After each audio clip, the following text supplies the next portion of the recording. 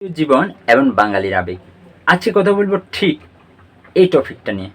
আমরা সবাই social media use করে থাকি, অর্থাৎ ফেসবুক হচ্ছে একটি অ্যাক্টিভ প্ল্যাটফর্ম। কিন্তু এই প্ল্যাটফর্মটা আমরা সঠিকভাবে ইউজ করতেছি কিনা, আজকে আলোচনার বিষয়টা হচ্ছে সেটা।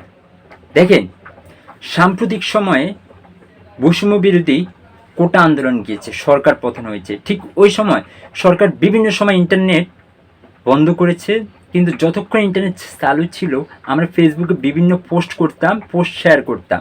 তখন আমরা অনেকে কমেন্টে বেশিরভাগই জিজ্ঞেস করতাম সোর্স কী। কেউ যখন একটা গুরুত্বপূর্ণ বিষয় নিয়ে পোস্ট করতো, আমরা জিজ্ঞেস করতাম সোর্স কী। এই যে সোর্সের বিষয়টা, এটি হচ্ছে আপনি সোশ্যাল মিডিয়াকে ভেরিফাই করে ইউজ করতেছেন, আর এইটা খুবই ইম্পর্টেন্ট। এই যে এখন পাহাড়ের যে ঝামেলা চলতেছে সে বিষয়টা নিয়ে বলি। এক্ষেত্রে আমি পক্ষ বিপক্ষ বলতেছি না। কেউ একটা ব্যাকগ্রাউন্ড স্যাডিস্ট মিউজিক লাগিয়ে দিল এবং আপনি আবেগে বেসে গেলেন এবং অন্যের পোস্টটা শেয়ার করলেন। এই পোস্টটা কোন পক্ষে যাচ্ছে? আপনি যে তার পক্ষ নিয়ে শেয়ার করতেছেন, এটা কোন দিকে যাচ্ছে? এটা কী জন্য করা হলো পোস্টটা? আপনি শেয়ার করলেন না কেন? এই জিনিসটাকে আপনি ভেরিফাই করেছেন? আপনি যদি ভেরিফাই না করেন, সোশ্যাল মিডিয়া ইউজ করেন, আপনি সঠিক সোর্সটা না জানেন, তাহলে আপনি নিজে একটা হলুদ মিডিয়া ভূমিকা পালন করছেন। যেহেতু মিডিয়ার কথা আসলে, মিডিয়া নিয়ে একটু কথা বলি।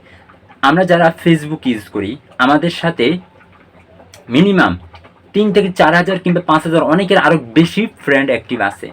তাহলে আপনি যে তথ্যটা শেয়ার করলেন, সেটা কিন্তু আপনার টাইমলাইনের সকল বন্ধুরা পাচ্ছে, এবং সে যখন এই জিনিসটা শেয়ার করলো তখন তার টাইমলাইনের বন্ধুরা পাচ্ছে।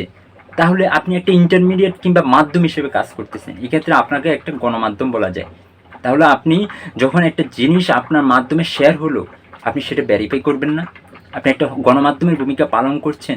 আপনি সঠিক তথ্যটা কী জন্য দেওয়া হলো, সঠিক তথ্যটা কোথা থেকে আসলো, এই সঠিক বিষয়টা আপনি কি ভেরিফাই করবেন না? তাহলে আপনি কীভাবে ফেসবুক ইউজ করতেছেন? শুধু আবেগে বেশি গেলে হবে না, সঠিক তথ্যটা জেনে কাজ করতে হবে, একটা তথ্য শেয়ার করতে হবে। আর এই সময় এসে সোশ্যাল মিডিয়ায় সব কিছু ভেরিফাই করে ইউজ করা খুবই ইম্পর্টেন্ট। শুধু আবেগের বশে একটা ব্যাকগ্রাউন্ড স্যাড মিউজিক লাগিয়ে দিল, আবেগের বশে পোস্ট একেবারে উড়াধুরাভাবে শেয়ার করবেন, বিষয়টা এমন যেন না হয়।